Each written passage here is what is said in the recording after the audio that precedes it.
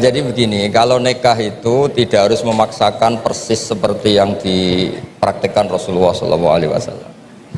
Itu harus diberi pembelajaran. Dulu itu ada sahabat namanya Abdurrahman bin Auf. Itu lapor ke Nabi ya setelah nikah. Beberapa sahabat juga menikahi perempuan yang di luar panduan Nabi. Jadi Jabir itu anaknya Abdullah, punya saudara putri banyak. Dia tahu kalau panduannya Nabi itu halla bikron tola ibuha wa tola ibuk. Ya kalau kamu nikah bisa mungkin tuh yang perawan.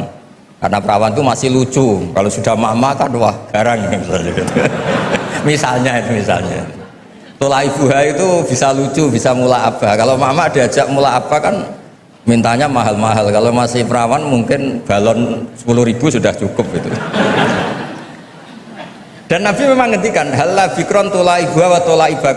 Terus sampai ngendikan fainal jariyah ardolil yasir, karena kalau fainal bikro itu ardolil yasir, kalau masih perawan itu sedikit-sedikit harta sudah cukup itu. Kalau sudah mama kayaknya alhamdulillah tidak cukup. Tapi tidak cukup itu jaga bagus. Ini bukan menghina mama, justru bagus. Uang kebutuhannya banyak, dikasih sedikit, memang harus dikomplain itu, memang harus dikomplain. Nah begini, ternyata Jabir ini menikahi janda. Ketika nikahi janda, Nabi tanya, kenapa engkau nikahi janda? Panduan saya itu perawan. Saya punya saudari, putri-putri banyak. Makanya saya nggak mau nikahi perempuan yang seumuran dengan saudara-saudara saya. Tapi saya nikahi perempuan yang bisa mensisiri adik-adik saya, bisa merumat. Terus Nabi bilang, ahsanta asobta. Oke, kamu benar. Itu bukti bahwa di hal-hal sosial itu yang digenai Nabi itu bisa dinego, bisa dinego. Jadi beberapa sahabat juga nikah nggak dihadiri Nabi, bahkan Nabi taunya terlambat. Ada sahabat matur, loh kamu kok tersenyum-senyum kenapa? Habis nikah ya Nabi. Terus kam sukta ilaiha, kamu ngasih mahar berapa? Wasna nawatin min dahabin, ini sekitar gini. Terus Nabi ngendikan aulim walau bisatin, ya kamu harus ada pesta-pesta kecil lah supaya teman-teman kamu tahu.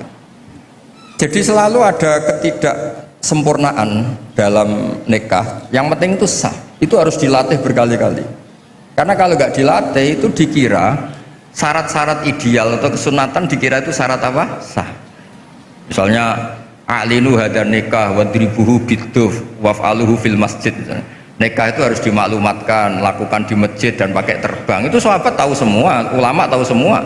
Beberapa itu tidak syarat sah, tapi cukup sebaiknya begini, sebaiknya gini. Kalau dan itu banyak sahabat yang zaman itu pun nggak nikah di masjid, juga nggak pakai terbang. Nah, itu ranahnya ulama, itu namanya istihad. Orang bisa, kalau dalam bahasa usul fikih namanya tangkihul manat. Apa yang dilakukan Nabi kita seleksi, ini hukum apa